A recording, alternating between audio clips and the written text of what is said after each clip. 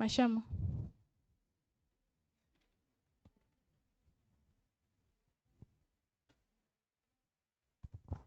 Yeah, shall we pray? Our dear Heavenly Father, we thank you this afternoon for giving us this life you have given us. We are thankful for this. And you have called us, Father, to meet in this room, Father, that we should discuss several issues, Father, pertaining to gender. Lord Jesus, give us wisdom, and all our guests, our speakers, may you give them wisdom so that they should impart that wisdom in us. May this meeting, Father, be of help in our educational studies and everything, Father, we will do in this life. We pray, Father, in the name of the Lord Jesus Christ. Amen. A round of applause for Mashamo, please. So at this juncture, allow me to invite our head of department, Madam Malia Fusobengo, to deliver the opening remarks. She is the HOD of Economics and Law. She continues to provide leadership and guidance within our department, shaping both our academic growth and professional development. Madam Head of Department, we are honored to have you with us this afternoon. So ladies and gentlemen, please join me in welcoming Madam Maria Futso Bengo.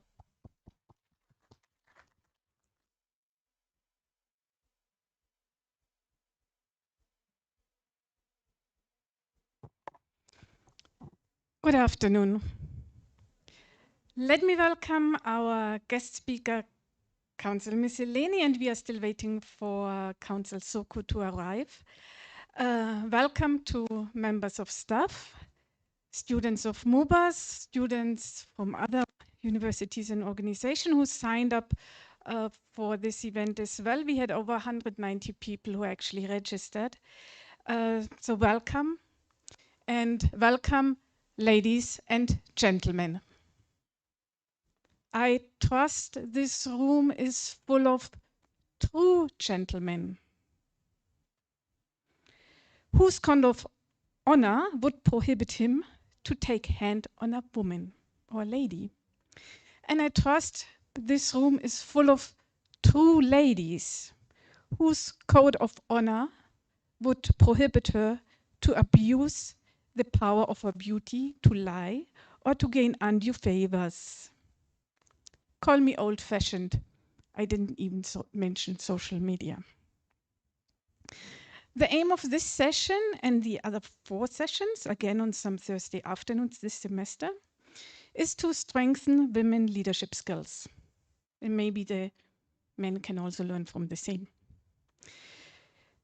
Today, and again in 4 weeks, our focus is on gender-based violence and harassment, since this is meant as a form of oppression and direct intimidation on our most vulnerable points.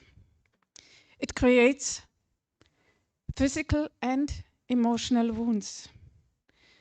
Maybe you came here to help a friend, maybe because Madame Wundula encouraged you to come as part of her class, but maybe you also had a bad experience yourself. Whatever happened in your life, I do not want it to hinder you to reach your full potential. I want you to bloom. Be aware that people react differently to such injuries. Some heal quickly, others take time. Some come to terms immediately, others can only talk about it after years. Others use a paintbrush to express what left them speechless. Some develop traumatic stress disorder, and others experience post-traumatic growth, and some do both.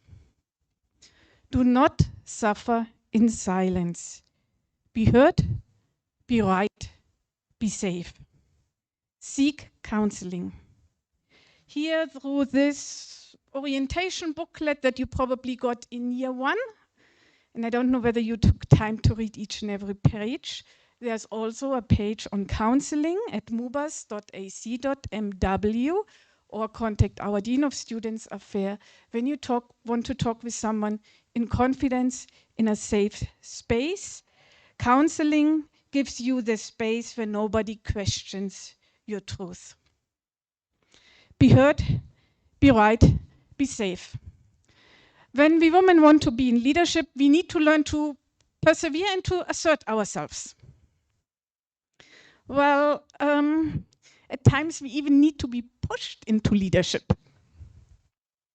You see, I'm even just acting head of department. I didn't apply to become head of department because somebody said, come, we need you.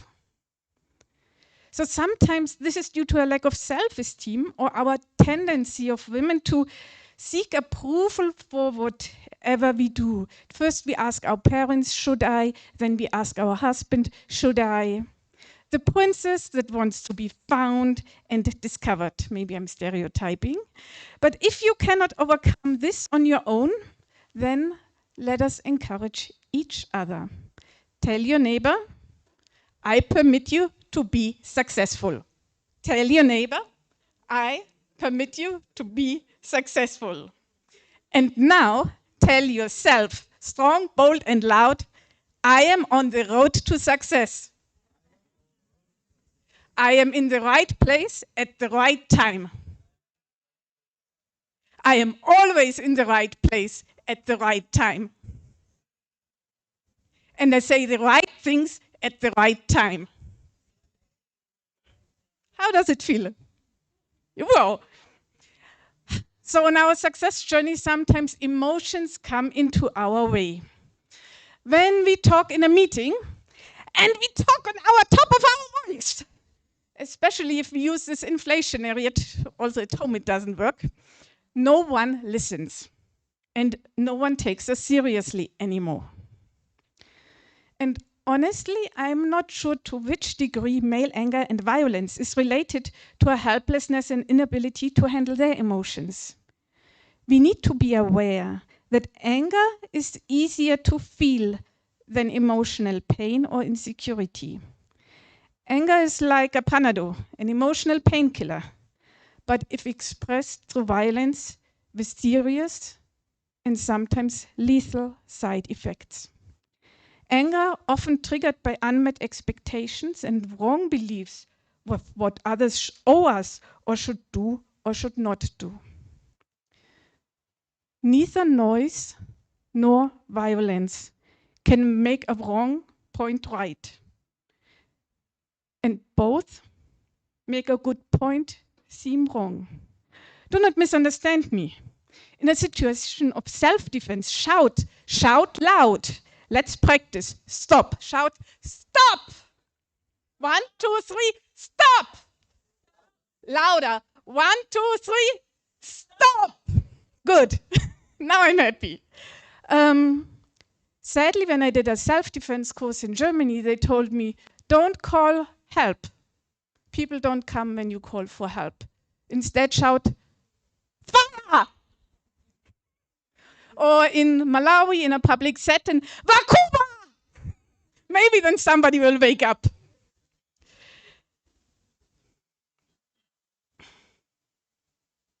However, human psyche is made in a way that if we hear something often enough, we tend to internalize it as truth. And that's where our social norms come from, and sometimes our barriers of waiting to be a princess to be discovered come from. And if we see something often enough, we also tend to consider this as normal, a social norm, and we see a lot of violence, and that perpetuates violence. Any system that is not morally convincing, with unjust rules that don't make sense and aren't fair, requires a higher amount of enforcement. Here in Malawi and even in Britain, we come from a tradition where power and violence were interlinked. Colonial oppression, patriotism, dictatorship, sending thugs to intimidate opposition, maybe even schools where teachers and prefects are given powers to physically beat other students. Parents who think they spoil the child if they spare the rod. When we have normalized violence in this setting, it even aggravates gender-based violence. Another problem I find is that we often mention women and children in one word. It's well intended, as women and children often suffer together. However, sometimes I wonder whether this bundling makes us forget that women are responsible adults. If you experience domestic violence or gender violence, you need to heal and to consciously redefine for yourself, especially once you have children, to break the generational cycle of violence. And when we all help together, we can create, and we are creating, better social norms. This is what we mean when integrity, responsiveness, and inclusivity are core values of MUBAS University. The times where sexual harassment would be tolerated are long gone. Over the last 20 years, I have seen that lecturers had to see the consequences. It needed someone who had the courage to speak up, though. Our protection from sexual exploitation and abuse policy, this document here is actually a living document. The MUBAS whistleblower policy is about to be published, but even the Access to Information Act and the Whistleblower Act give you enough rights to break the silence. On a collective level, even formal law has been used in Malawi to redefine the non-acceptable and to support victims of gender-based violence and harassment.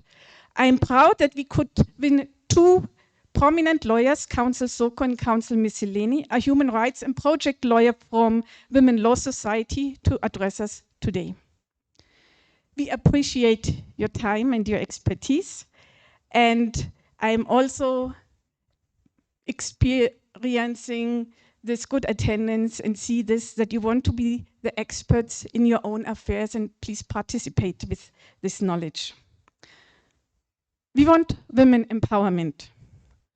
Are women automatically better leaders? Of course not. Look abroad what is happening with dictatorships. But to sidelight them makes certain themes or processes that matter to us unheard. We all need to handle power with integrity, men and women alike, in our homes, in our offices. Harassment, corruption can arise in any situation of power asymmetry. One uses his or her power to give medical treatment, power to issue a certain piece of paper, to gain an undue advantage. Corruption can, but need not arise in situations of power imbalance. I salute all Malawians who do not make headlines, who continue to carry out their duties with a sense of integrity and responsibility, which is still very possible in the country, even if media reports want us to believe otherwise. And this is also the norm for us lecturers here at MUBAS. And in our homes, I was lucky. This week, my parents had their 55th marriage anniversary. They both grew up at half orphans, and though my mom was a stay-home mom, there was always this sense that you had to be able to fend for yourself as a woman. My neighbor referred to her as your wise mom, and I think I also had a wise dad. Maybe the best marriages are those where we do not let the other partner feel that we have more power, be it due to finances, sex, maturity, academic title, or knowledge. This series of talks is meant to provide you with a blend of soft skills and legal knowledge to handle conflicts, emotions, and to negotiate. Be heard, be right, be safe. The next session in 2 weeks, that's 5th of March, will be about the first steps to emotional healing, self-esteem, and communication. Another one will be about safety on campus with a lawyer from Legal Aid and the DOSA. In preparation of this, we will send out a survey.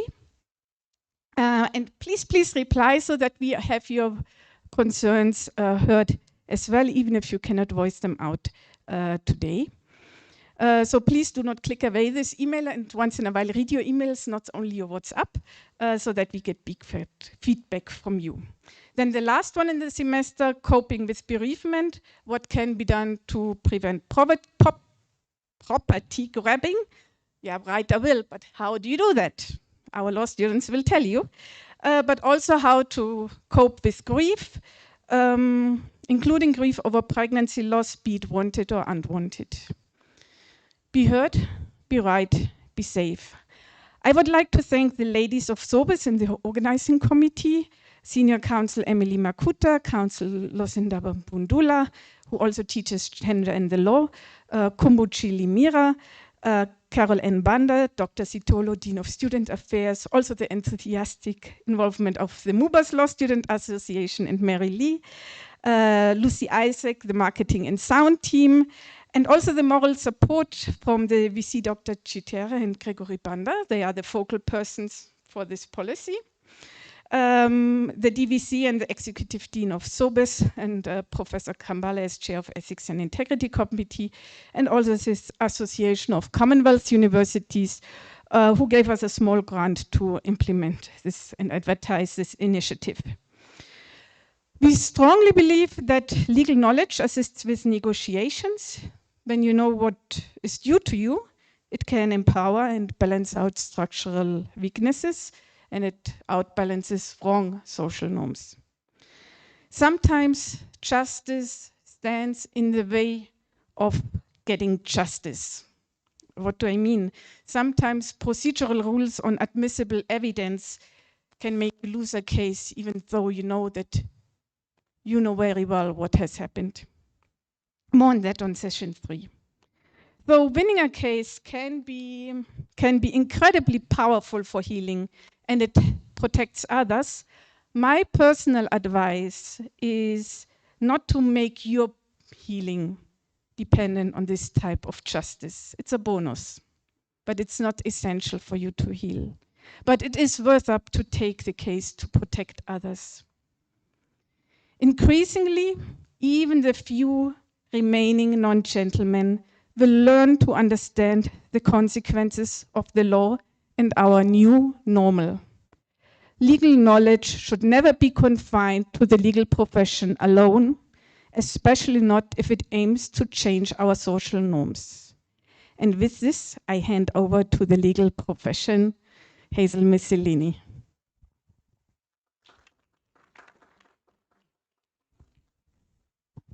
If you happy and you know it, clap your hand. If you happy and you know it, clap your hand. Let's have a round of applause. Thank you so much, Madam HOD. And happy anniversary to your parents. It's news we love to hear.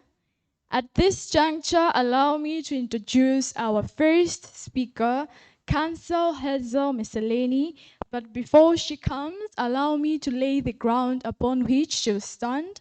So Counsel Hazel Misselini, she is an experienced human rights and calendary, the project lawyer of Women Lawyers Association in Malawi. She is specialized in women's and children's rights, as well as family, criminal, and land law. She has served as a principal legal aid advocate since 2018 and is currently also a senior lecturer in the Department of Law at the Catholic University of Malawi.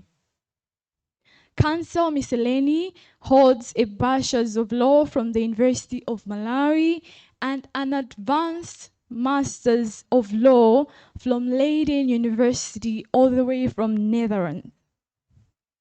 So she recently completed the Clooney Foundation for Justice, Waging Justice for Women Fellowship, under which she led projects that supported over 4,000 women and girls and also provided legal assistance to more than 300 women in Malawi.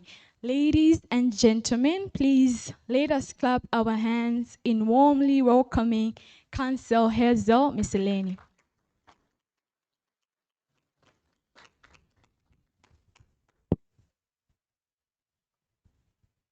Thank you. Just a bit of a correction on that CV. Lester B said that I'm providing false information. I'm no longer with Catholic University. I'm actually here with you in Mubas as a part-time lecturer.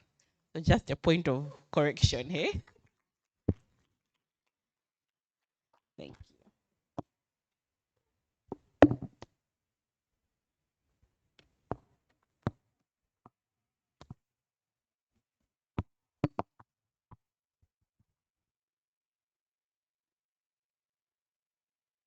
Right. So, I today will talk about sexual harassment and gender-based violence. For me, I really wanted to focus on canvassing the legal framework that's there, and also highlighting some things that we can do to tackle GBV. I must say that given the time constraints, this is not the most thorough presentation, but the idea was that by the time we're done today, or at least with this particular session, we understand what gender-based violence is, what sexual harassment is, and where our rights are embedded, and what the offenses are, and maybe what some of the solutions are, right? So I'm going to first start with a bit of a diabolical rhetorical question. And I'm going to ask, how many of us have know or have actually ever been raped? You don't have to put your hand up. This is something that I want you to reflect on throughout the presentation. And there's a reason for this. But also at the same time, how many of us have been sexually harassed or even have been sexual harassers? Right? Muzifun said. But this is something that I want all of us to keep in mind as I make this presentation. And at the end of it, I will also ask this question again. I don't want you to raise your hands, but the point of it is it's about self-reflection at the end of the day. All right? So, looking at the legal framework when it comes to sexual offenses, gender-based violence, I've sort of tried my best to shrink them as much as I possibly can for the purposes of this presentation. But I think most of us who are doing gender, who are doing human rights, you know that you can go for a much thorough investigation of the laws. So I'll pinpoint the major ones, and then we'll take it from there. So first and foremost, the Constitution. This is the supreme law of the land, and this is from where all our laws are born from. And within the Constitution, we have our Bill of Rights, where we have human rights that are founded in the Constitution. When we are looking at issues of gender-based violence and sexual harassment, the major thing is that it's about bodily integrity, right? Someone's right to their own body, and that person's rights being interfered by someone else.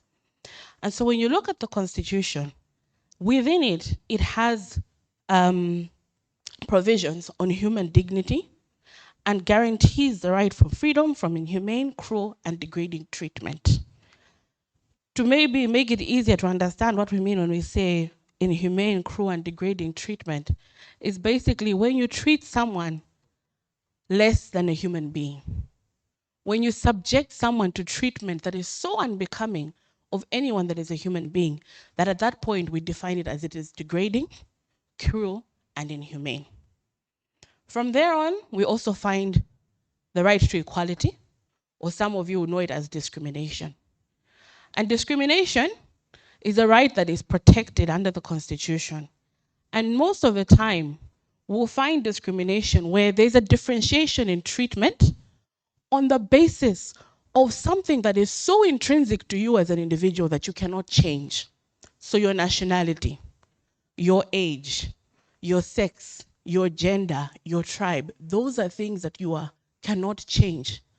They are so inherent in you that try as you might want to, you cannot change them. And yet someone wants to treat you differently on that basis. And for me, because I'm a feminist, I tend to borrow from the feminist theory. We believe that it is discrimination that forms the basis of violence against women and girls, or in just general, it is discrimination that forms the basis of violence against either gender. Okay? From there, we move to the Penal Code. So the Penal Code provides for the various offenses that are in Malawi: criminal offenses. And in here, there's various. I'll just mention some that we'll be using today. But like I said, this list is not the entire list. So the first one is rape. Section 132. The way rape is defined in our penal code is that it is penetration of the penis into the vagina, right? So in that case, the victim or the survivor is female and the perpetrator is male. Whereas other jurisdictions have moved away from this type of definition, they actually define rape focusing on the issue of consent and not whether the perpetrator is male or female and the survivor is male or female, but really and truly looking at the nature of the act and the lack of consent. But we'll talk about consent later. Then we have indecent assault. Now, indecent assault, the way to understand it is that it is something less than rape. So where penetration may not have happened, but other things may have happened. So groping, forced kissing, in other extreme instances, penetrating someone's body with foreign objects, this would fall under indecent assault. And in some instances, we've also seen that indecent assault can be used in cases where someone has been penetrated from the anus. That would also come under indecent assault. And this applies to both men and women, meaning that they can be victims, but also at the same time, they can be perpetrators.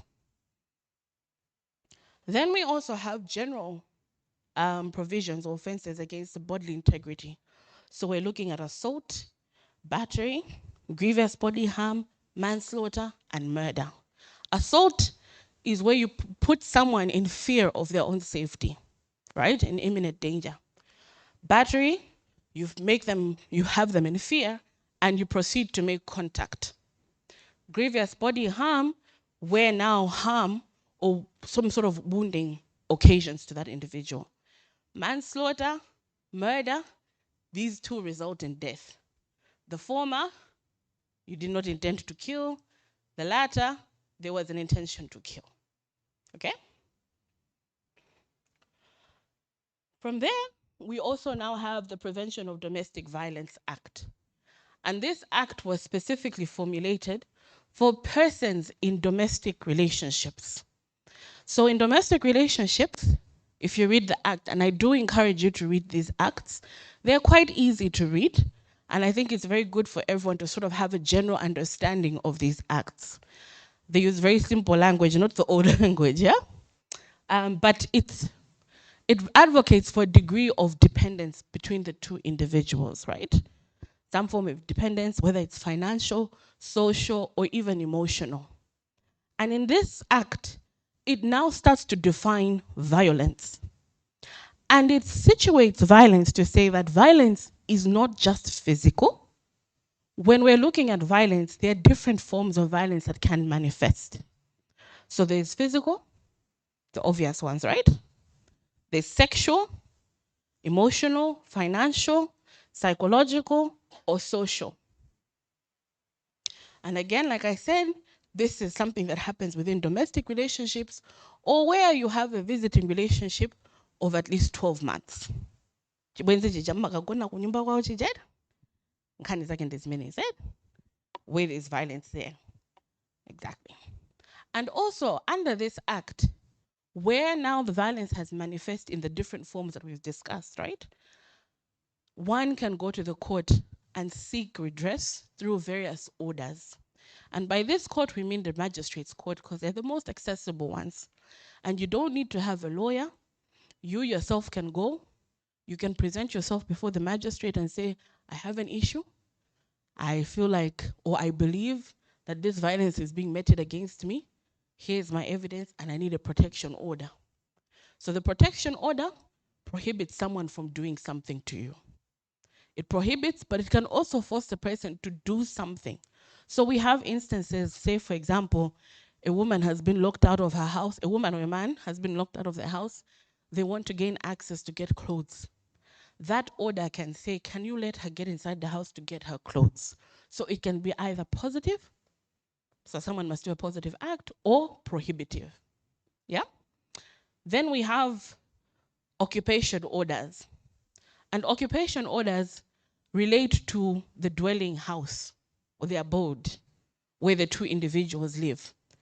And an occupation order is specifically where the building is owned by either one of the parties. And it's about access to the dwelling house and also restricting access.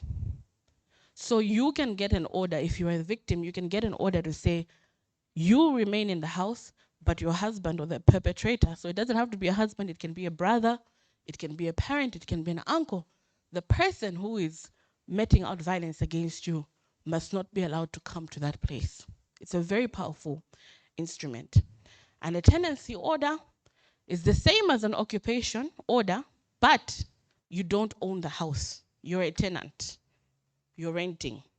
And the tenancy order can go as far as to say the person who you're dependent on and who is actually meting out the violence has a responsibility to continue paying the rent whilst you stay in that house. So these are very powerful instruments that one can use in the fight against gender-based violence. And then finally, we have the Gender Equality Act. Again, I encourage you to read it. It discusses various things, but the most significant thing that it does here, it introduces the idea of sexual harassment. What is sexual harassment? We'll discuss it later, but before then, we hadn't really defined it in our laws. But for the first time, we now have sexual harassment in here, but also the Gender Equality Act introduces various laws that public entities, even private entities, are supposed to abide by.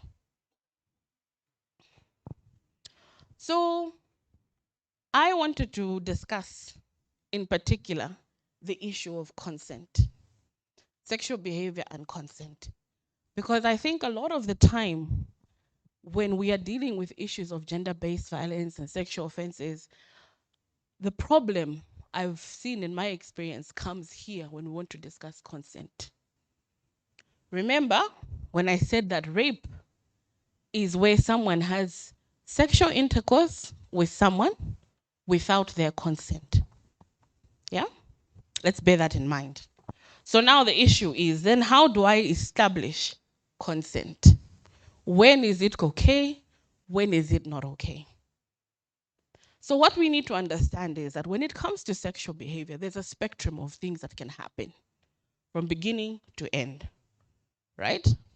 You hold hands, you embrace, you then kiss, you then touch, and then you penetrate, and it's over. Yeah, we're all adults here, right? This is a different series of acts, right? Now, if someone has consented to holding your hand, does it mean that they have consented to penetration? No, is it, what's the answer? No, right? If someone has consented to engaging in oral sex, does it mean that they've consented to penetrative sex? You get the point, right? It is very important to establish what an individual has consented to. And I understand it can be difficult in practice, but the essence of it is that if you are not able to establish consent, if you as an individual have not given your full consent to what is about to happen, then we are going to have a problem. Yeah? So for me, the key thing when it comes to consent is that consent must be, number one, it must be clear. It must be positive. It must be freely given, and it must be ongoing. Now remember that question I asked at the beginning, right? To say how many of us have ever been raped or think we may have been raped? Or how many of us have been sexually harassed and or are harassers? This is where we're coming to, right? Now, when we look at the types of consent or how to establish consent, when we're talking about consent being clear, whether it is verbal or non-verbal, one must be assured that the individual has provided consent.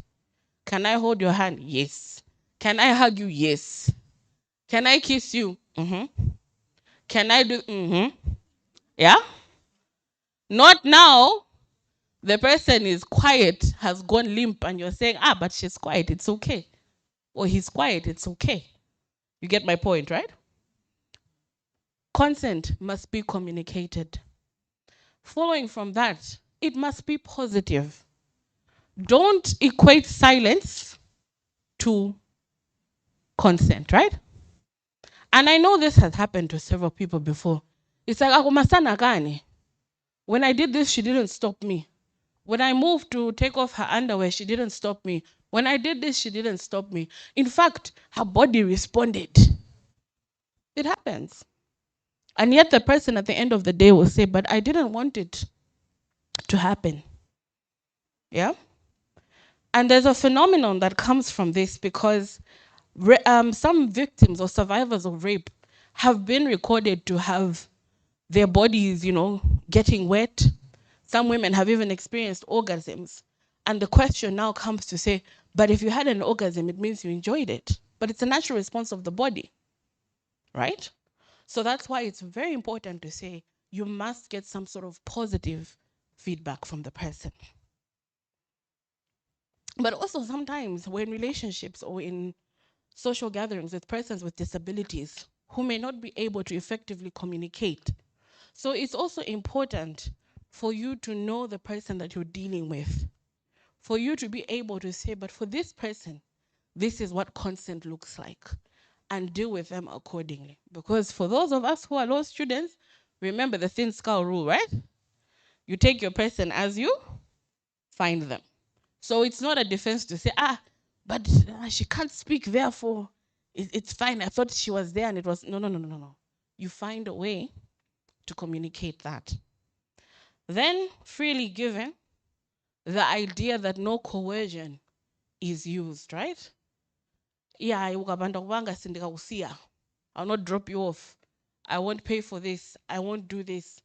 But there's also an element of undue influence where power dynamics now start to come into play. Who are you in relation to that person? Are you a member of staff? Do you wield some form of power over this individual? Can you rightly say that under normal circumstances, this individual would have willingly engaged in this activity with you? And if you have to doubt, if you have to ask yourself, then the chances are that the consent was probably not given. Then the issue of the consent must be ongoing.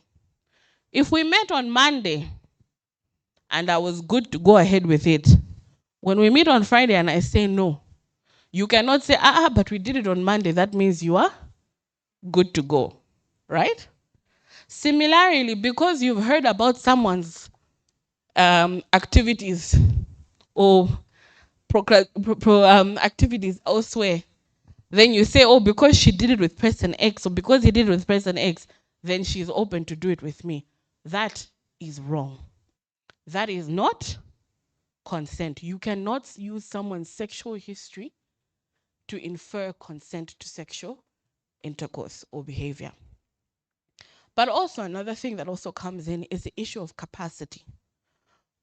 Determining someone's age or establishing at least someone's age. I know in the news there's been a whole case about the issue of sexual intercourse with a minor. Someone presented an ID, but it wasn't the fact. But the point still remains that you must establish whether this person is of age to engage in this sort of activities. And this is very important for you people who are here on campus, because a lot of students come to campus, they're 16, some are even as young as 15. If you're going to be in a relationship or engage in some sort of activity, you need to be able to establish that age of that person. And if you have to ask yourself, is she really 18? Then chances are you probably shouldn't do it. Yeah?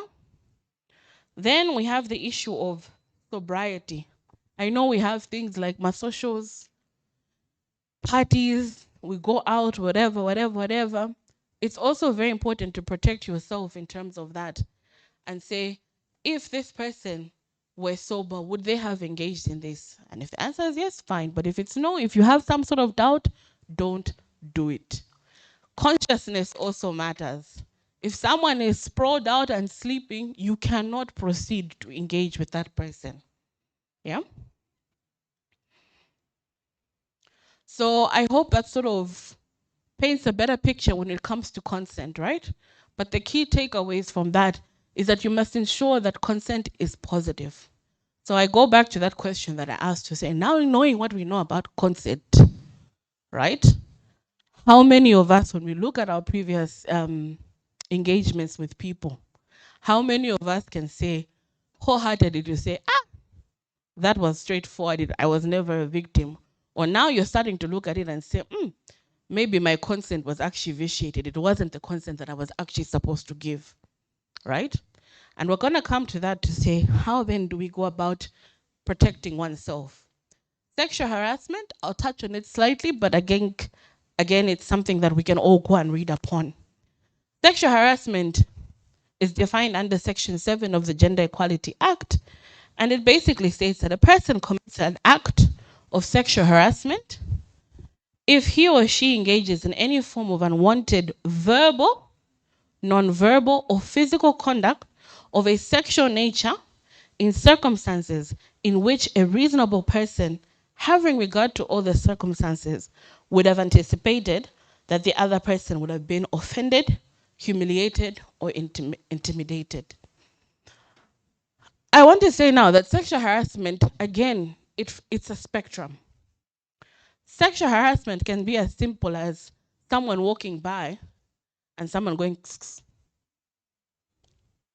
Sexual harassment can be as simple as me just looking at someone walking in and staring at them in a way that almost undresses them. We've all had that experience somewhere, somehow, yeah? You walk in somewhere and people are looking at you and you're like, what's going on? Am I okay? Should I? You know, we've all been there. Sexual harassment is making comments about your body, your appearance, that genuinely make you feel uncomfortable. And this is something that I think we're all guilty of. This is not something that is just dominant or prevalent amongst men. Even we women do it and we think that it's okay. Statements like, you see? We say that all the time. You know, in the Western world, it's gotten to the point where you can't even comment on what your colleague is wearing. You know that, right? Because it's possible that you make them feel uncomfortable. But here, I think in Malawi, we're a little bit more lax in terms of how we understand sexual harassment. For us, sexual harassment has to be at the extreme end of the spectrum, where now there's touching, there's forced sexual interaction. But what I want to say is that remember when we said that violence has different forms, right? And manifestations. Remember that, right? So it's financial, it's emotional, it's psychological. And the same applies here. Where your conduct can affect someone in that way to make them feel uncomfortable, intimidated, then you are sexually harassing that person. Right? And sexual harassment happens in so many places. It happens in the public space. You're walking 1 minibus, whoa, whoa, whoa, whoa, whoa, whoa, whoa. That's sexual harassment. You walk in the classroom, people are sharing videos of someone, a certain person, a certain guy, a certain girl. Maybe they wore something and it imprinted in a certain way. That is sexual harassment. And nowadays with social media, it's even worse. You know? So here are just some of the forms that I wanted to show. So you've got your verbal, where it's overt, right? So you make those catcalls, jokes. People would like to make a lot of sexual jokes, sexual innuendos. But even then, as much as we're laughing about it and we normalize it, it's not right. You have your nonverbal, so like I said, staring at someone, leering at someone. You've got your physical, unwanted touch, brushing, invading someone's personal space. You know, you're sitting somewhere, then someone just leans in very close. Why are you leaning in close? You see things like that, yeah? Then you have the online and the digital. And this is happening a lot to a lot of young ladies, even a lot of gentlemen. We have that digital space. So how then do we deal with all of these issues? Looking at GBV, looking at the issues of sexual violence. I've just put up some things. Again, it's not exhaustive, but these are some of the things that we can employ. The first thing is having a sexual harassment policy in place. Do we have one? Do we have one? Are we aware that we have a sexual harassment policy in place? How many of you have read it? No one has read it.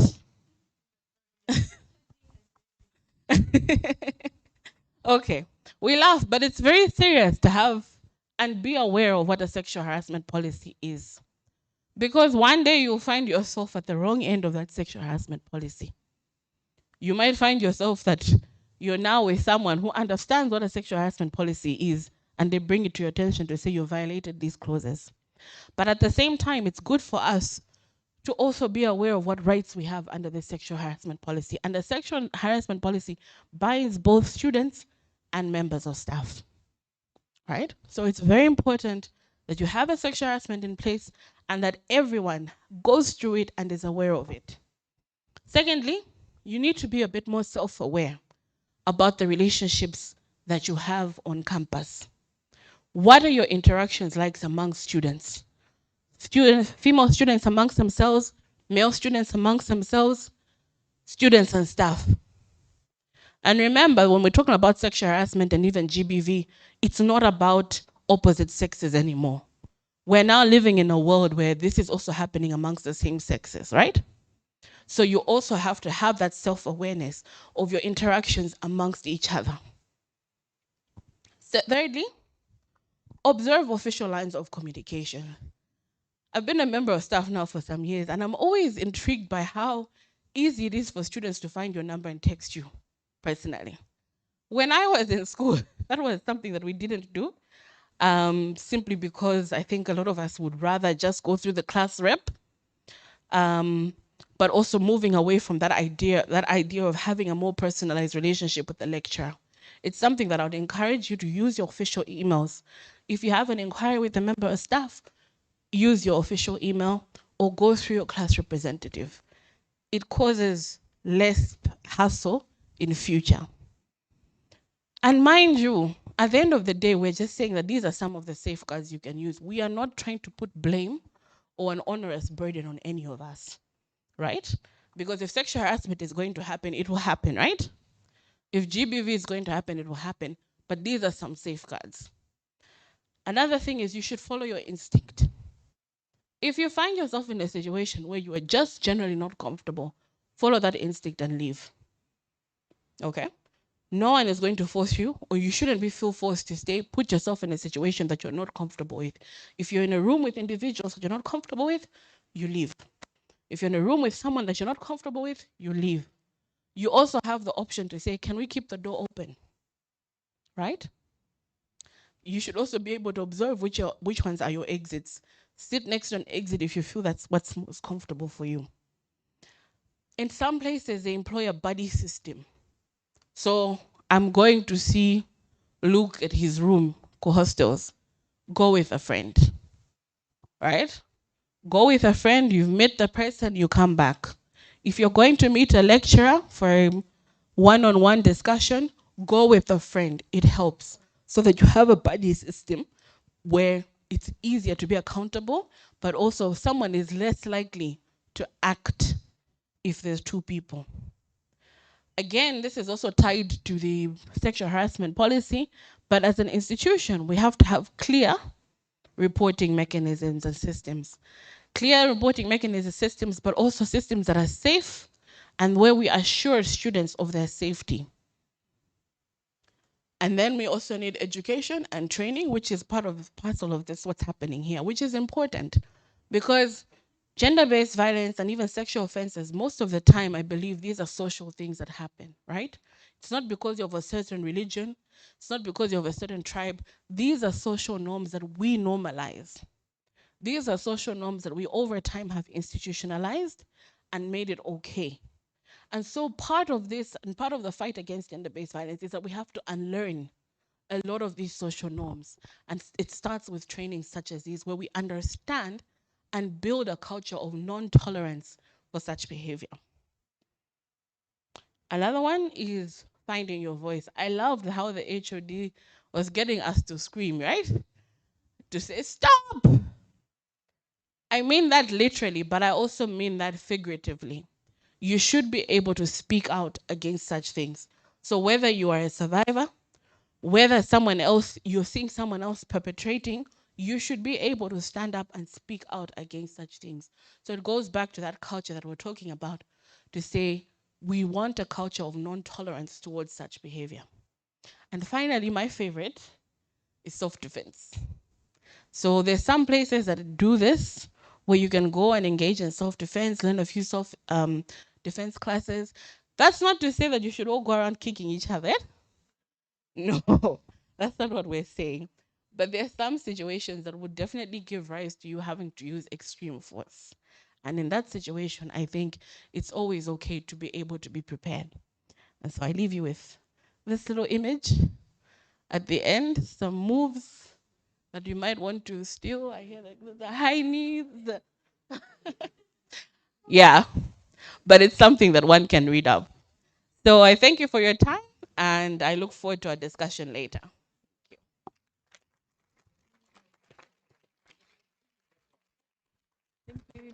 A round of applause for Council Hazel. Thank you, Council Hazel, for your powerful and enlightening presentation. I apologize for that CV hiccup I had.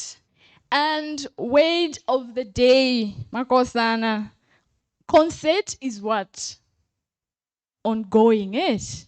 Ndekumafusa, madam, tuberegeni. You understand? Yes. So I would also like to acknowledge the presence of Council Kumbo Soko in the building. And for now, for only 5 minutes, if we have questions for Council Hazel, you may raise them now. And it also should be noted that at the end, during the breakaway session, those questions will also be given room. Do we have any questions, any queries?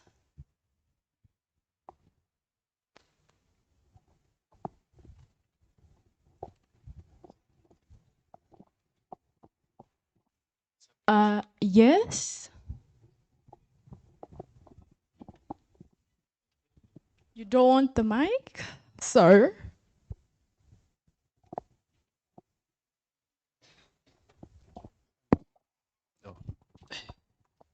I have two questions actually. The first question is, you talked about non-verbal sexual harassment where you are being stared at while you are walking across. So how do we curb that? How do we stop that? Do we just go and then insert them that they should not be looking at us, or the other ways?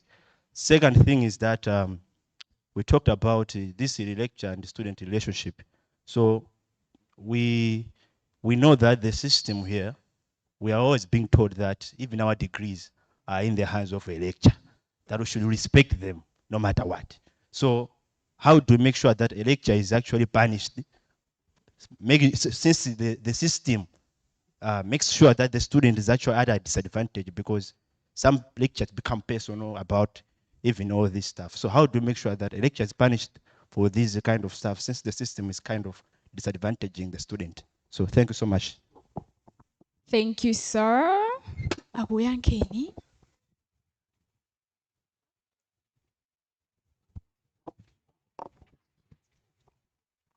Okay, so we can take a few more. All right. My name is Matthias Masaji. I followed the presentation with keen interest. And my question was, just with the way I followed the presentation, I just find a gap that you highlight what is harassment is, but for the legal consent, like the punishment, could the one who maybe harass someone on law, ama gamula modern. So that was my question. And you also talked about the sexual harassment policy. Is it available as a document? That was my other question.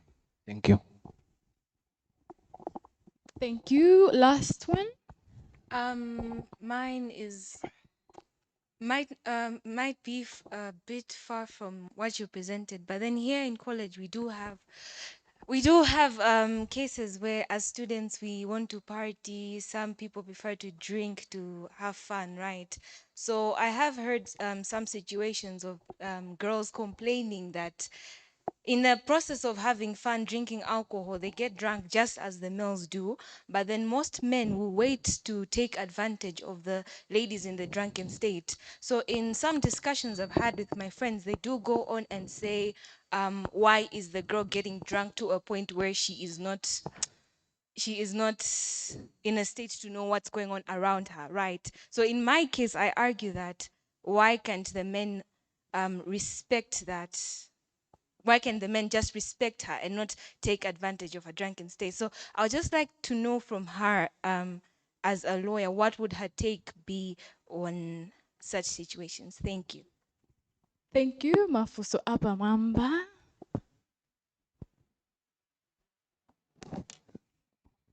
Thank you. So these are very good questions, pointed questions. On how do you curb non-physical sexual harassment? So someone is looking at you. I remember when I was in Chanko back in the day, there was this place that was called the PG, right? And it was called PG hostels. And you would have these gentlemen who would come out and they would sit there. And woe to you as a girl, should you dare pass that place on your own. If someone is not catcalling, there were definitely looks. And it was something that I experienced at Chanko, but weirdly enough, even when I was in school in secondary, where I used to go to school, there was a place called the Appian Way. So if you also were walking alone along that Appian Way, there'd be a whole row of boys on one end looking at you and staring at you, and you know what the conversations were. The point that I'm trying to make is that even as a society, these are things that we have normalized from a very young age. This is happening in secondary schools. I'm sure if we researched a little bit more, we'd find this in the primary schools. It's a culture that we have normalized over time. And that's why I keep going back to the issue of saying that we have to also build a culture of non-tolerance towards things like that. So yes, as you rightly said, you should call out the person and say, why are you looking at me like that? Because you have a right, remember? And at the end of the day, this is also about finding your voice. You need to challenge things like that. And if the person has gotten to the point where they make you feel extremely uncomfortable, you have a right to also report that. Yeah? So whether it's non-verbal, whether it's verbal, whether it's physical, the idea is that as long as you feel intimidated and uncomfortable, then you have a right to address that. So how do we ensure that students are safe from lectures? I also tackled that in some of the things that I was saying in terms of also being observant about the relationship that you have with the member of staff. But I like to believe that even the school has avenues within which you can go and complain about. And so remember when I talked about the sexual harassment policy and why it's so important to know about it, because even within the sexual harassment policy, it will be able to tell you where you can go to complain and how to go about that complaints method. So there is a hard copy, I'm told, but also the soft copy will be shared. But I think that at the end of the day, one thing that we have to understand is that this institution at the end of the day only works because students come. And it's our job as lecturers to make sure that students are safe. So it's in our best interest to ensure systems that work in your favor as students to protect you. So there's a gap. What is the punishment for sexual harassment? My apologies for that. The punishment for sexual harassment is 1 million fine and a custodial sentence of 5 years if you're found guilty. And then the issue of taking advantage of girls who are at socials drinking. I love my wine. Thursday is thirsty wine day for me. Anyone who knows me knows Thursday is my wine day. Does that mean that if I have one too many glasses, then I'm a loose person? I don't think so. And that should never ever be a basis to justify abuse against any individual. All right? You cannot start by saying, because she was drunk, therefore she deserved it, or because he was drunk, therefore he deserved it. It's never a justification at all. I will just simply say that we are aware that there's a lot of things that happen in such social gatherings. Nowadays, there's roofing. Nowadays, exactly like you're saying, people will take advantage of you. And that's why I emphasize on the fact that it's good to have a buddy system. If you're in such places, go with a friend or two. Look out for each other. Again, like I'm saying, the burden is not on you. We do not want to blame you as a victim, but we also cannot run away from the reality of what is happening on the ground. And where you can save yourself or where you can look after yourself, these are some of the things to do. And if this comes to me as a lawyer who is representing you and I'm simply told that, oh, because she was drunk, she deserved it, I think any reasonable court would even look at that and say, but counsel, are you serious? Is this the basis of your whole defense to say that she was drunk and she deserved it? So I would say that that is something that we can still deal with under the law. Thank you. All right, thank you.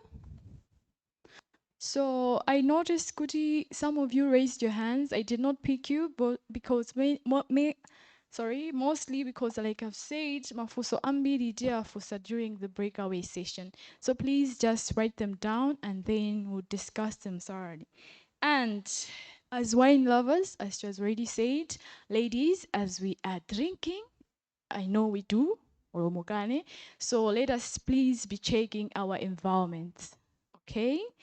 At this juncture, allow me to introduce our second guest speaker, Cancel Kumbo.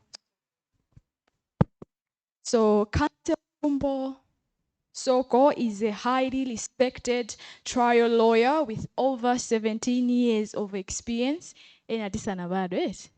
Yes, with over 17 years of experience in criminal, commercial, employment, constitutional, and public procurement law. So it should be noted that he was part of the landmark presidential elections case of 2019. Do we kumbukira? Tinakayenda nawo, mwina kuikumbukira imene. So Council Soko holds a Bachelor's of Law from the University of Malawi, and hear me here, he obtained his Master's of Law from the University of Warwick, which is in the UK, with a distinction. Clockette. So, ladies and gentlemen, let us put our hands together in welcoming Council Kumbo Soko.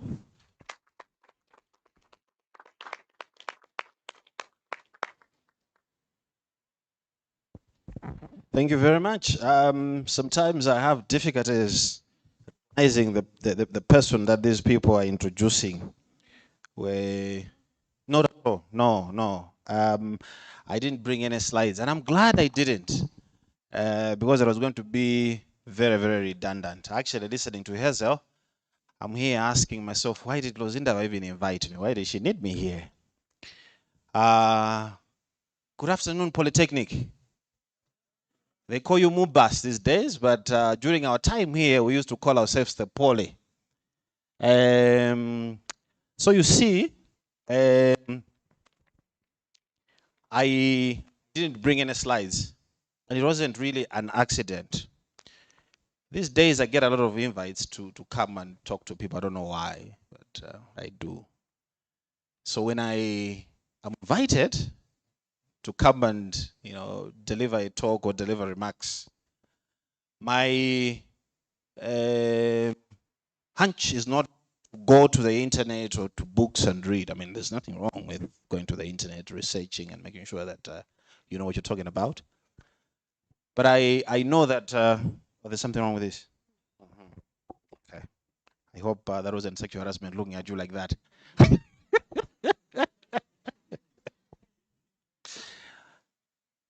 You see, when you are invited to a space like this to talk about things like this, I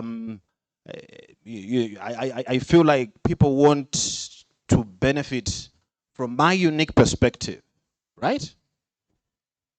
We all can read. We all can Google, right? So you're literate, so you don't really need me rehashing stuff that are freely available for you to read.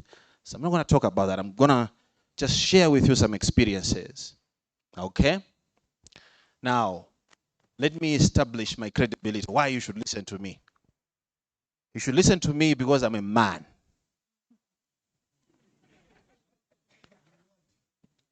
I am male. Okay? And therefore someone who enjoys male privilege. Is that something you're familiar with? The word male privilege? Male privilege. Just park it somewhere. Number two, you should listen to me because I'm an alumnus of 2 campuses in Malawi, 2 college campuses. I was here at the Polytechnic for a year plus before I moved to the campus at Chirunga. So I know exactly what goes on in college campuses. All right? You should listen to me because I was president of the Students' Union of Chancellor College. And in that role, I, from time to time, was called upon to protect girls who were being harassed. I remember at the time being woken up, I think that was maybe 2, 3 in the morning to go and attend to some emergency at Mulunguzi Hostel, which was a female hall of residence. Because Anyamata had gone there to go for show. So there was a sanitary bin, you know, where they used to, you know, girls would put their sanitary pads and they had kicked it and it was a mess. And you know, the women there were very, very offended. And they said, where is the president? So they came kicking my door, almost breaking it in. Come and see what your guys have done at Mulunguzi. So I went there and I saw soiled pads and I was like, oh, wow. I want you to listen to me this afternoon because I'm a brother who at some point had to deal with a sister, a little kid, who was beside herself with grief because she was being harassed in a very terrible way at Bunda. And she called me and I, you know, I just feel like leaving this campus because, you know, the boys there had made a sport out of my little sister. And you know, they were singing songs, there were poems that had actually been created for her, whatever, and she wasn't coping. So she came to me as a big brother and said, Kumbo, this is just too much. I really, I'm struggling. And that opened my eyes to a completely different perspective about what goes on college campuses. So I believe I've established my cred, right? I think I'm worth listening to. Now, we do have a problem with gender-based violence in this country. Hazel has beautifully tackled all of that. And I think we must acknowledge it. That which is not acknowledged cannot be dealt with. You cannot address that which you don't acknowledge to be a problem. So the first point must be us acknowledging that, in fact, as a people, as a nation, we do have a problem with gender-based violence, with sexual harassment. It is a cancer. She's talked about how normalized it is in our society, how pervasive it is. It is very, very pervasive.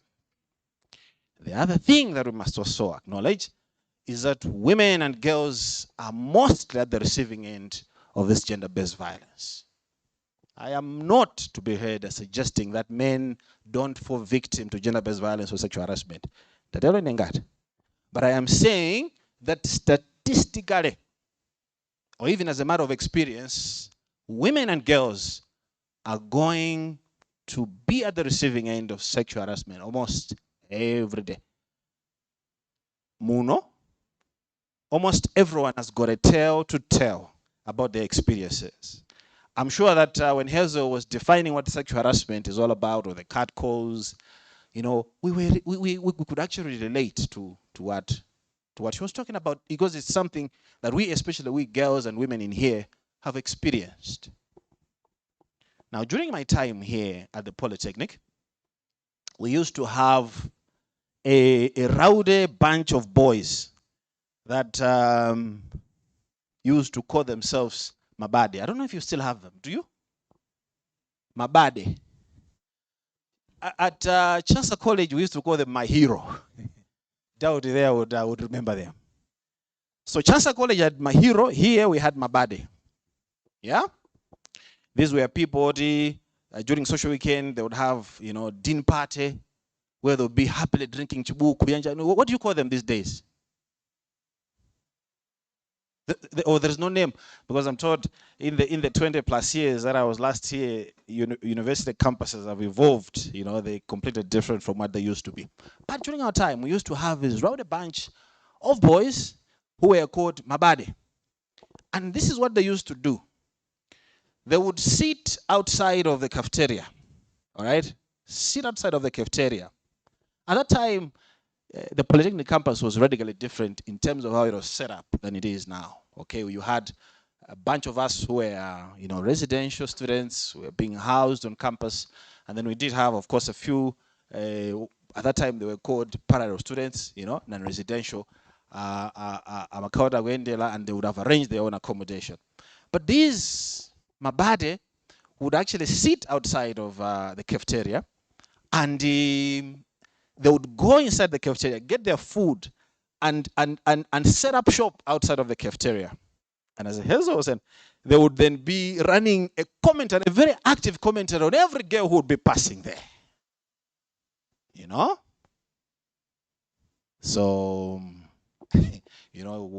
if someone was wearing a mini skirt, or they'll be analyzed, they'll be told about themselves.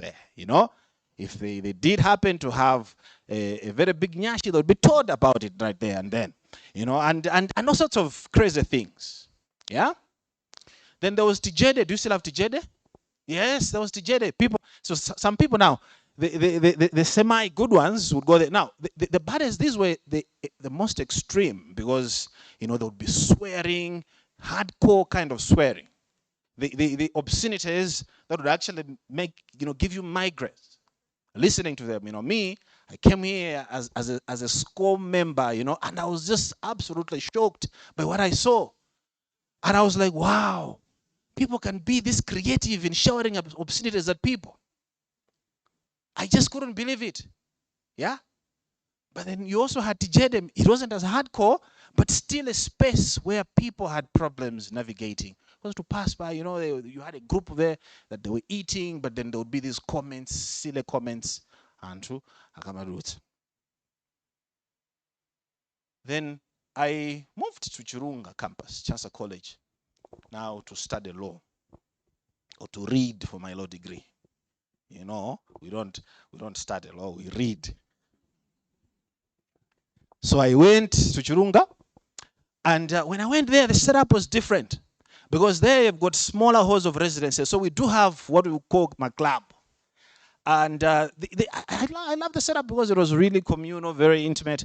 So you would go grab your meal and then sit under a tree. I used to reside in one of the most beautiful halls of residence at that time, Sangala Island, as we used to call it, because it was kind of set up in an isolated spot. So we used to call it the island.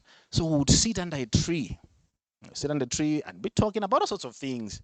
But silence would fall on the club, and then everyone would just, would even have a word for it. You still have that? Maladabe? You're sexual harassers. Eh?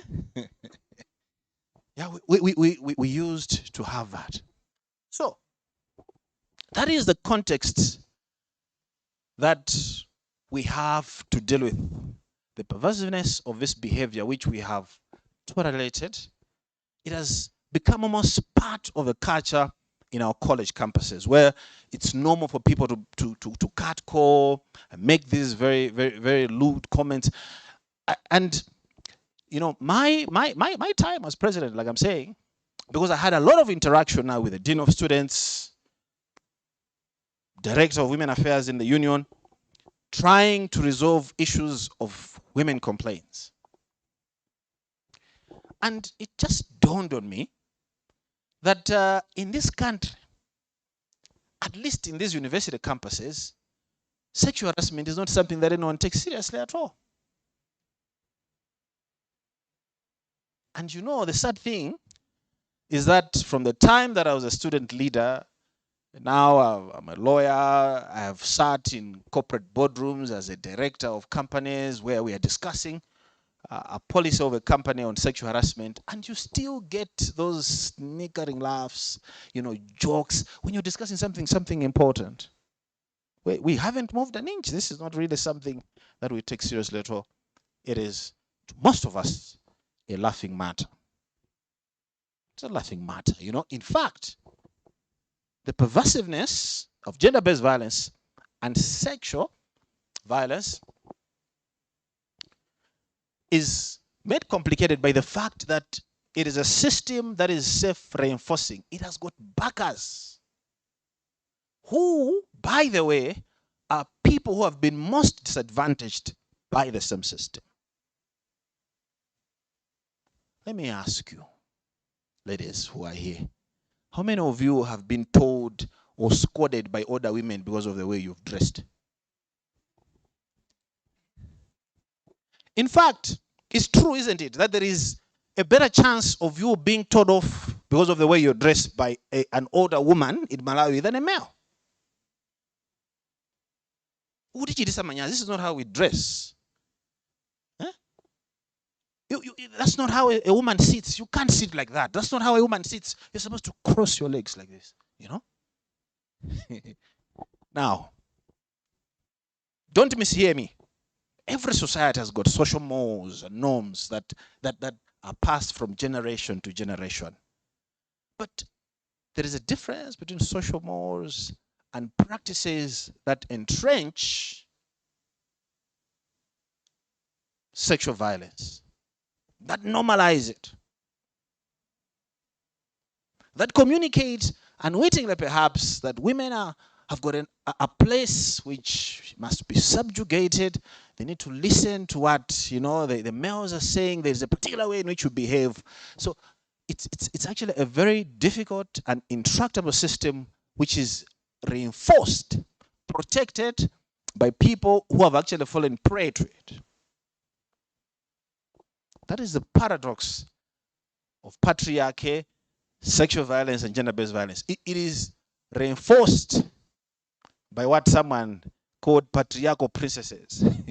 Patriarchal princesses, people that have been co-opted by the system of oppression, and then they begin to become its agents for perpetuation, improvement, and refinement.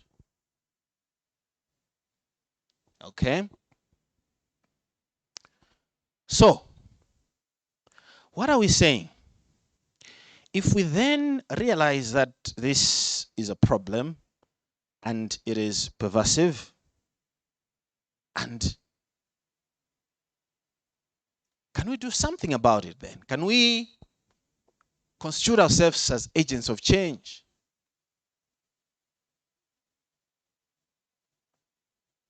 Now, let me tell you something about this perspective that I had. Remember, when I was establishing my credentials, I told you about this experience I had, and it hadn't dawned on me until that time that this is actually a very serious issue. It's a mental health issue. My sister was selected to Luana Bunda campus, and my sister is very beautiful, I'm told. And when she went there, she caused so much excitement on campus that people started saying all sorts of, and it was crazy. Now they may have.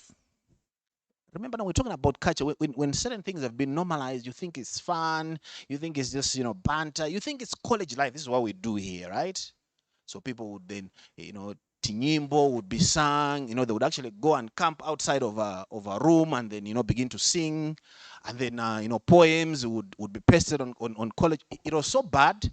She called me Saturday morning crying, saying, this is just too bad. Can you do something about it? And it just dawned on me, okay, apart from me being her big brother, why has she felt the need to come to me and because I'm away from Bunda, right? What kind of system do they have at Bunda for dealing with these kind of things? I'm going to return to that later. But it just dawned on me that people don't have to lay a finger on you to cause you damage. And it just made me reflect, how many other girls have had this kind of breakdown because of the abuse that they undergo in these college campuses? How many? How many of them have had to struggle with a feeling of low self-esteem, a lack of self-worth because of what they've been told over and over again, the body shaming that they've had to endure over and over again? For the majority of us males, who in the majority of cases are the ones that are perpetrating these kind of things, it's just good fun. But have we thought about the damage that these kinds of practices occasion to ladies and women in these campuses? They come here and they leave. What kind of people leave college campuses after undergoing 4 years and 5 years of abuse? Yeah? It actually taught me that this is a mental health crisis that we are incubating in our college campuses. Now, I was there sitting stand. Why did my sister have to call me?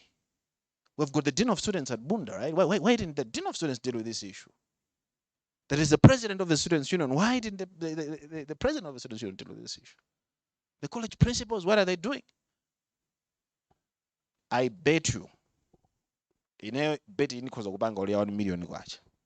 if you went to Dr. Chitera right now, randomly, and you went into her office and asked her, Madam, give me your 10 priorities as an administrator of this university, ending sexual violence is not going to be one of them. I don't think so.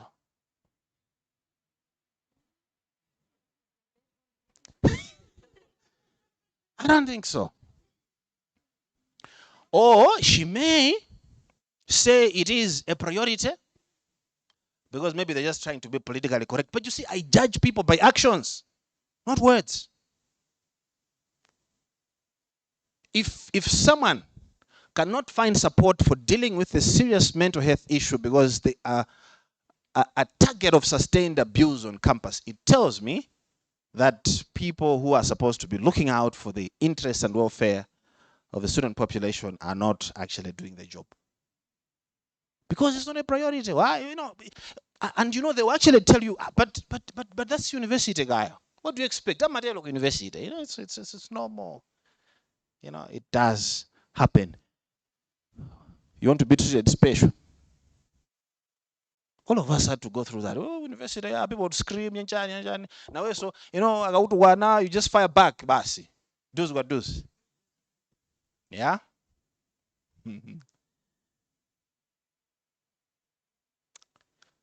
So let me tell you this in closing. These are very serious issues that occasion serious harm to other people.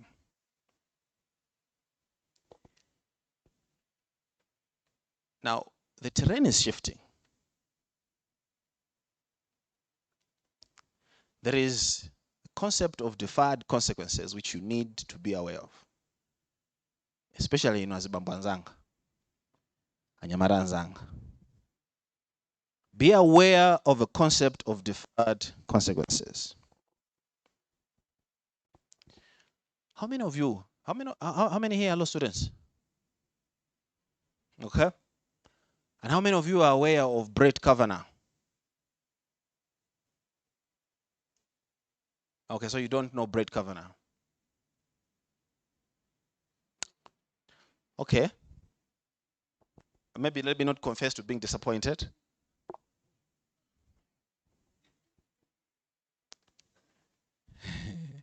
So Brett Kavanaugh is an associate justice of the US Federal Supreme Court.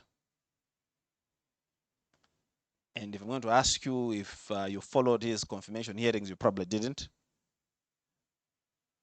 But when they had appointed him or nominated him to become a judge of SCOTUS, as Supreme Court of the United States, a lady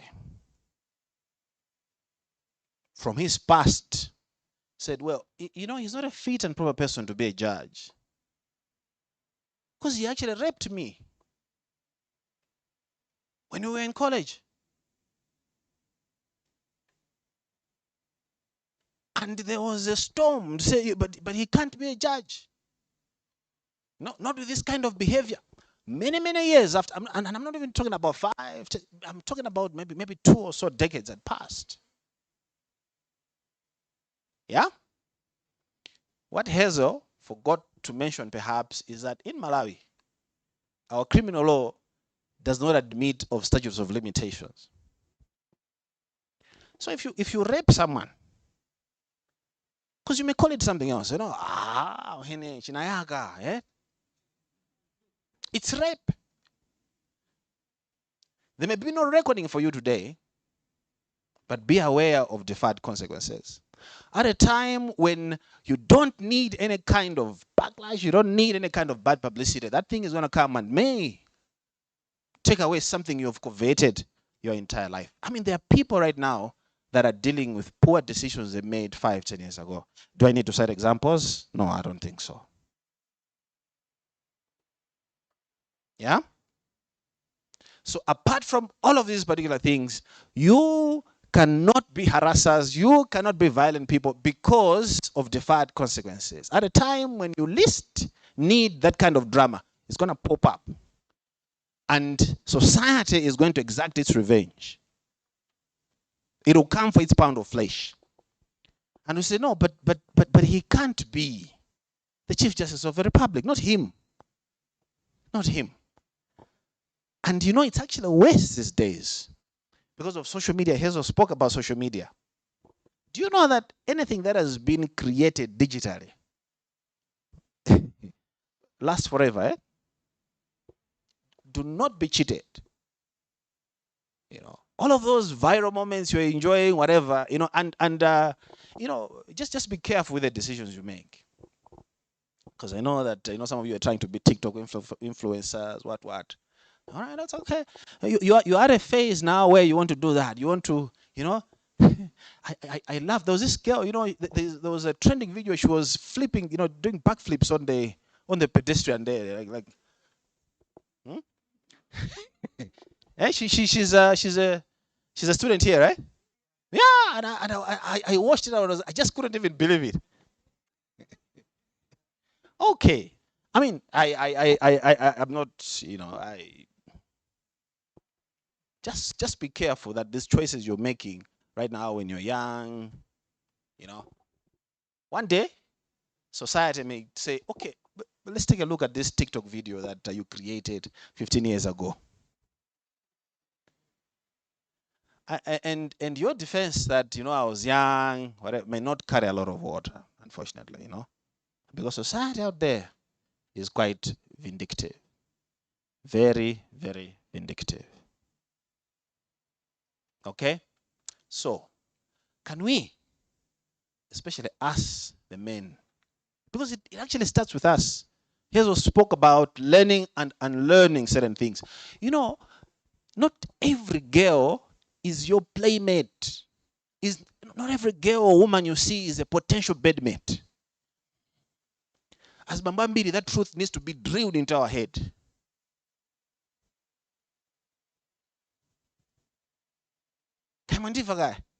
Some will just be colleagues.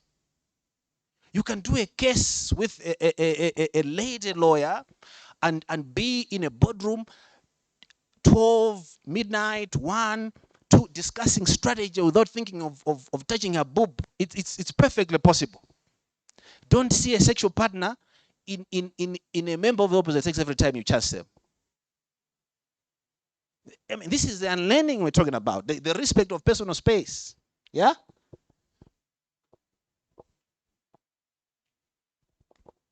It begins with us.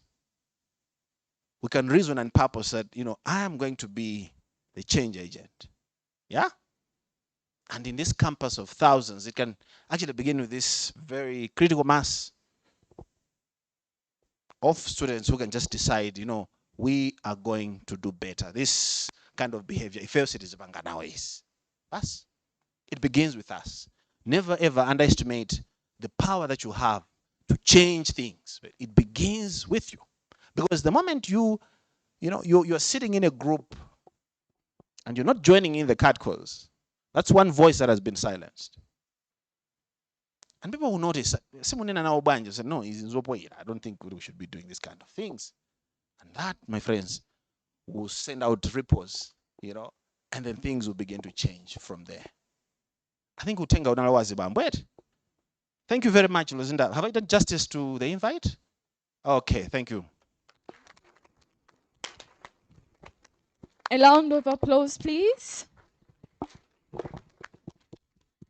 Thank you very much, Councillor Soko, for that insightful presentation.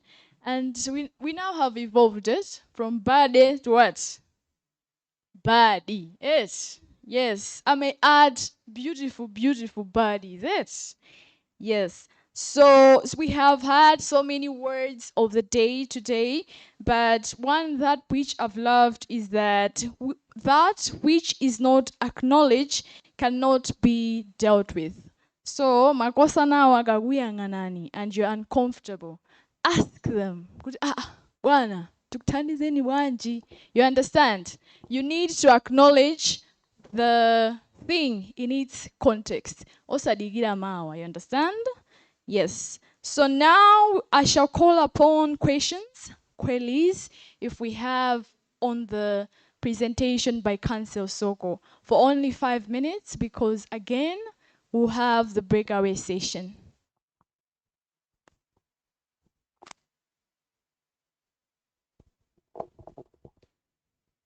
All right, thank you. My question is that, should we say that there's a scenario where a man can say that I did not intend to harass you, it was only an accident, in a situation where you feel that you've been harassed? Let's have another one. So we have collective questions. Afuse Pamot. Okay, my question is, we see so many information on social media. The government encouraging journalists to tackle or to come up with several stories which are concerning about other issues in the country. But these issues about gender-based violence are not encouraged much. Why is it like that? Yeah, that's my question. Thank you, sir. We have a hand here, and then we'll end with Dalito. My question is that why gender-based violence keep on happening while we have laws against it? Tachogoza Fusolaba Mwambesh. Yes.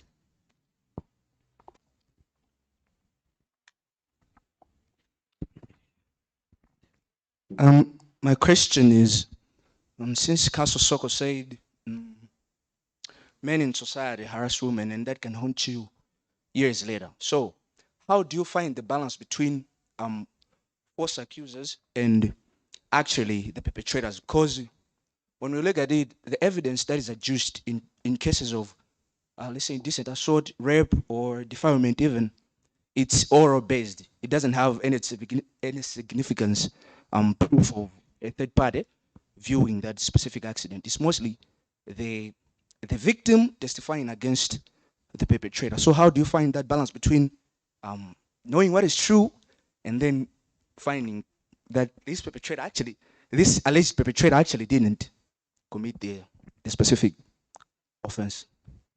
Thank you. I can see it's only men who are asking questions as my Davesesa. We have one hand at the back.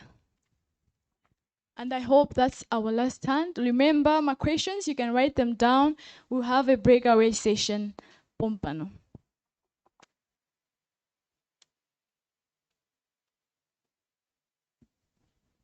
All right.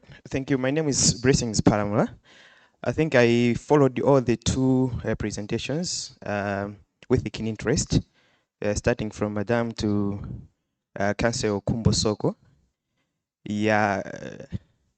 There is this experience outside whereby issues to do with the gender-based violence, more especially deep in the villages. Let's say there is a case between a minor and another minor.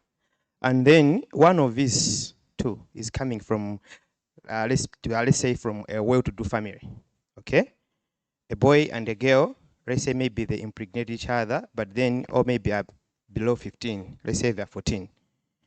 In the most of the cases, a case which is involving a child, more especially maybe a girl or a boy coming from a well-to-do family, macases yao nthawi zambiri amaoneka kuti they gone nowhere despite following this justice system. Mapezeka kuti mwina the victim is not from the well-to-do family, and then the perpetrator of the issue is coming from a well-to-do family. They can manage to represent themselves in the courts of law, or they can manage to do whatever that they can do. But then this one who is the victim have nowhere to go. They are in the villages or they are elsewhere. They cannot access the justice system. They cannot access the lawyers. They end up being the victims of gender-based violence, and at the same time, they end up being the victims of the justice system here in Malawi.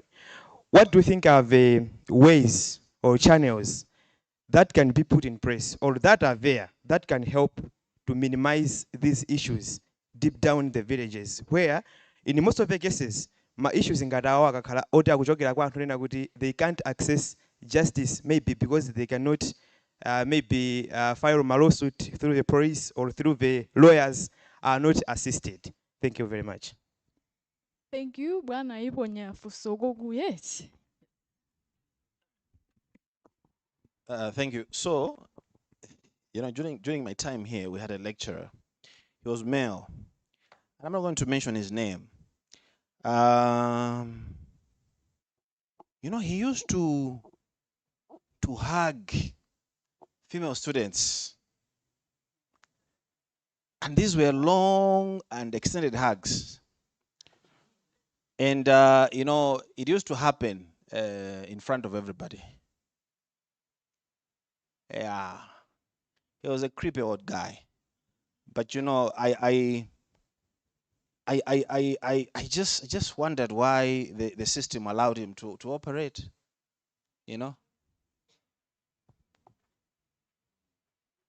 I don't know, maybe I met that same creepy guy who was supposed to introduce me to teaching at MUBAS. And I was asked to listen to a lecture so that I know how to lecture. And excuse me, Luzindaba, but he came to students like this, close like this, in the presence of someone who was supposed to learn how to teach. I was a new staff member. I didn't know whom to address. I was young, but I confronted him. And he said, "Oh, they like it." But afterwards, he respected me. He was always very polite. He didn't take any revenge on me. It's okay to speak out and say, "No, this is not okay." And I heard a year later, he left the university, and that was not voluntarily.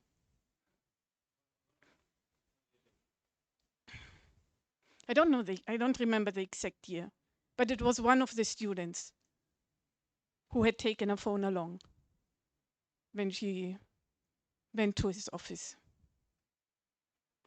So there is an intolerance in this institution. But it is something that can occur over and over and over again. As you said, it's a cancer. We can cut it somewhere, and it might sprout out at another point of time, and that's why we need to keep a conversation about that. Yeah, you know, so in 2003-4, when I was here, I mean, I wasn't as, you know, aware of all of these. I wasn't woke, in courts. And it still struck me as being extremely odd that someone who was overtly engaging in such kind of behavior had been allowed for so many years, to teach. And then I don't know whether there'd been complaints. I mean, he didn't touch us, because he said that male bodies were hard. He didn't want, yeah, he didn't want to hug them. I said, no, male bodies are hard. And then it's kind of, yeah. But I really I'm glad to hear that he left, and I hope that no one assumed his no one assumed his mantle and took over his throne. Because some people believe that these things must be inherited. There was a question about, so it's me recasting it. There was a question about equality of arms, the role that resources play in holding people to account, right? That's a dissertation topic, isn't it? I don't know if you guys have ever had an experience. So this other time, I was flying to here, to Blantyre from Lilongwe, and I came across people who were gossiping about me. So it was in the context of saying, I mean, corruption. I mean, how can we fight corruption? You see, these guys, what they'll do is, they'll go and get a kumbo soko ajawa, and then bas 15 years it in makoti,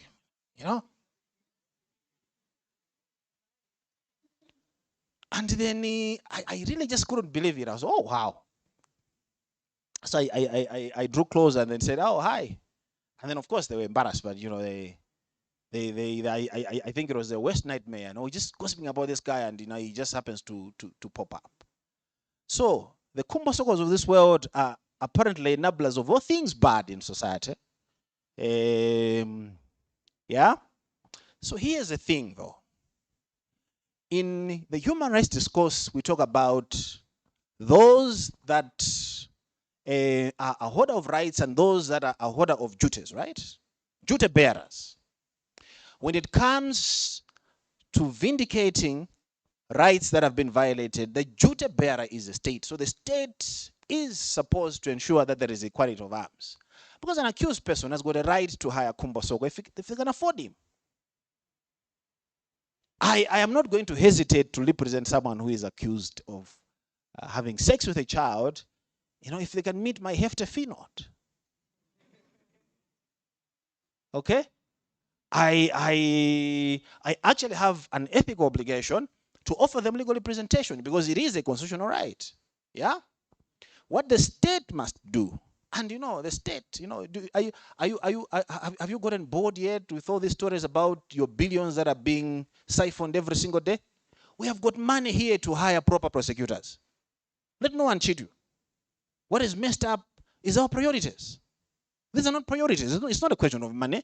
If you can spend all these billions buying things that don't work, don't tell me that you cannot make sure that the DPP's chambers is full of brilliant and experienced lawyers.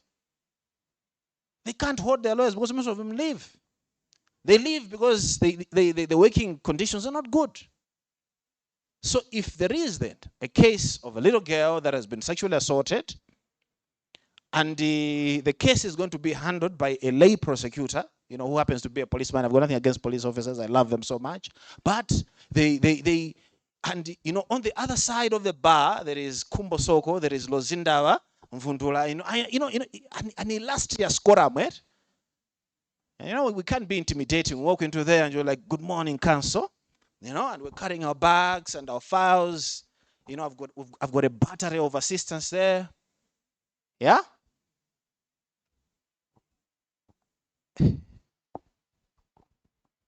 Money can buy you good defense. Let me tell you something. If anyone has ever told you that, oh no, money can, and it's not even corruption. It's not even corruption. If you are an accused person, if you're an accused person and you can assemble a legal team led by Karegen Gapale, then it has got Kumbo Soko there, it has got Bright Tail, it has got, Lusungu, Gondwe, all the stars of our league, you know, they're there like star-studded, right? And then prosecution Google just so the responsibility of fixing that is on the state, right? Yes, and there is money. They shouldn't cheat us. There is money. They are sharing billions. Some of those billions they should capacitate the DPP's chambers so that these cases do get the attention that they do deserve. All right. How do we deal with false accusations? So you see, the law has got facilities for establishing the truth. Okay, so there is a whole. Are you in law school here? Yeah, you? All right, okay. By the time you're done, you would have been introduced to all of those facilities. We talk about things like the burden to prove, okay? We talk about the standard of proof. We talk about cross-examination. All of those are facilities, that are tools that are designed to straighten crooked stories. Okay? So if a lawyer knows what he's doing, they will be able to expose a witness who is lying to say, but this can't possibly be true. So the law has got inbuilt mechanisms for making sure that fanciful stories are caught. I hope you are aware that the rule requiring corroboration in sexual offenses fell. Are you aware of that? Yeah, so that's why I was talking about deferred consequences. Alnyamata, you know, Ndineneso is 10 years from now, girl X may actually accuse you of having raped her. The court will not say where is corroborating evidence. It will say it is sufficient if the testimony of this woman can be believed. So you can actually be convicted of a very serious offense on the strength of a single witness's testimony. You don't need two. You don't need three. Yeah? Yeah, but the law has got facilities for dealing with those things and making sure that those are straightened out. Why do we still have crimes when we have laws? Well, because we have bad people in society. Yeah, we have bad people in society, man. That's why there is sin, even though there is a God. There are bad people in society. You know, the deviance in criminology is that part of your the law program here? Do you have criminology as an element? But you know, there are theories of crime. Have you learned about that? Theories of crime. Why do people commit crimes? Is that something you've learned? Law students, I'm talking to you. You haven't. You haven't. Okay. Have you done criminal law? Oh, so they didn't teach you about theories of crime? All right. Okay. But yeah, in theories of crime, I mean, that's where you now ask these vexing questions. Why do people commit crimes? It's a really complicated, you know, discourse. It's not as simple as, you know, I wouldn't say, you know, it's a whole semester's work. Why do people commit crimes? All right. What are the different explanations, schools of thought that are advanced? But for me, you always have crime in society because other people are just deviants. They're social deviants. All right. And then there was a question about can you be sexually assaulted by accident? Wow. If it's truly an accident, then I don't think it's sexual assault, right?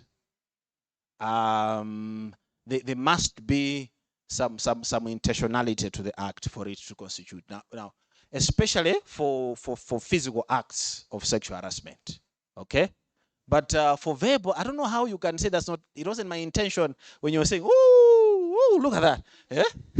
I mean, you intended to say that. I mean, so you can't really say, you know. But for some, especially when the conduct rises to a degree of a criminal offense, then there you start talking about mens rea, and so intention becomes important. Is there a question I haven't tackled? I don't think so. Are we leaving on borrowed time? I'm seeing a bunch of folks. Are they supposed to come here? And no? Okay. Yeah, you know, we used to have this drama in uni, and lecturers who would, you know, march into a lecture room while there was another lecture going on. Yeah. Any more question? I think that's it, right? Thank you. Thank you very much. So thank you for clearing the questions up, Council. And I quote, money is very, very important. Magosana, tijimbigile jan. School. So if the questions have not been made to your satisfaction, please let us voice them during the breakaway session. At this juncture, let us go to the next topic on the program, which is the breakaway session. So the breakaway session is there to facilitate that some males and females, we may have some questions, intimate questions, that we may not have voiced them out, but so what we'll do, the males, yes, you go up the second floor, room 302, and the females, you will remain in the room. So what we'll do is, during the breakaway session, you voice out your concerns, your questions, and then we'll come back to the main room. I hope that is understood. So it's going to take 15 minutes. So let's be back here by 20 minutes to 4. Yeah, for the males. So the males will be with Council Kumbo Sogo. If you couldn't ask any questions in front of us, the ladies, you can go and ask him. So I'll ask you to lead Council, yeah, to the room together with the other male students. Chonde tisaweluke. Mungu bila kuntunda.